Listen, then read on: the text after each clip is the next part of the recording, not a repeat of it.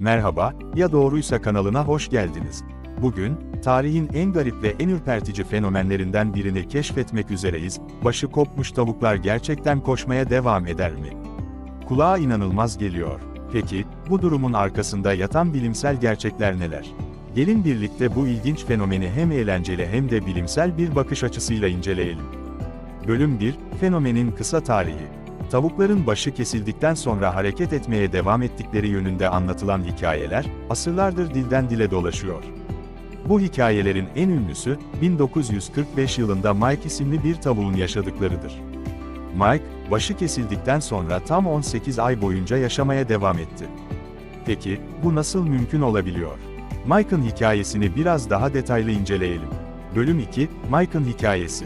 Mike, Colorado'da bir çiftlikte yaşıyordu ve bir gün sahibinin akşam yemeği hazırlıkları sırasında başı kesildi. Ancak beklenmedik bir şey oldu. Mike ölmek yerine hayatta kaldı ve 18 ay boyunca yaşamaya devam etti. Mike, sahibi tarafından bir fenomene dönüştü, hatta çeşitli fuarlarda sergilendi. Mike'ın bu kadar uzun süre yaşaması ise bilim dünyasında birçok spekülasyona yol açtı. Bölüm 3, Bilimsel açıklama, sinir sistemi ve refleksler. Peki, Mike ve onun gibileri nasıl hayatta kalabiliyor? İşte burada devreye sinir sistemi giriyor. Tavuklar, diğer birçok hayvan gibi omurgalıdır ve merkezi sinir sistemleri vardır. Ancak sinir sistemleri, beyinle sınırlı değildir.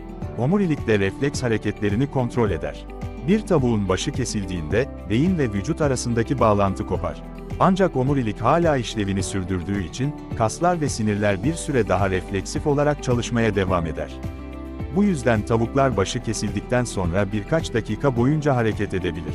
Bu biyolojik durum, sinir sisteminin karmaşıklığından kaynaklanır ve sadece tavuklara özgü değildir. Beyin ve vücut arasındaki bağlantının kopmasına rağmen, omurilikteki refleksler hala aktif kalır. İşte bu yüzden, başı kesilmiş tavuk gibi gezmek, deyimi ortaya çıkmıştır.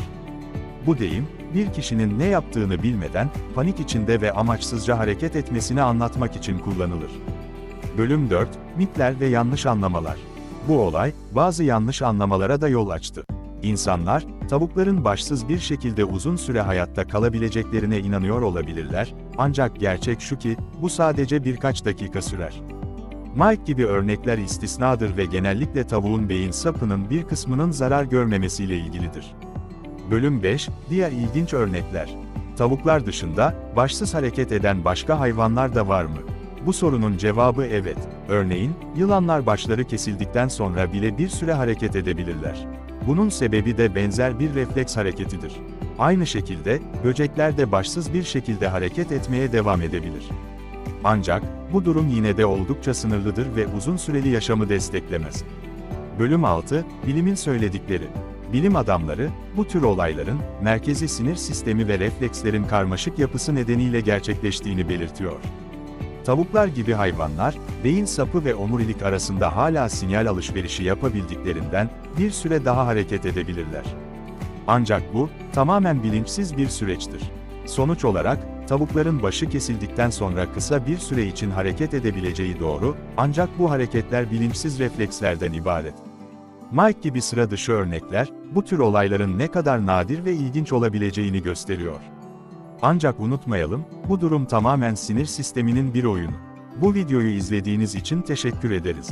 Bu tür ilginç bilimsel olaylar ve mitleri seviyorsanız, bizi takipte kalın. Eğer videoyu beğendiyseniz beğen butonuna basmayı, kanalımıza abone olmayı ve değerli görüşlerinizi yorumlarda paylaşmayı unutmayın. Bir sonraki videoda görüşmek üzere. Hoşça kalın.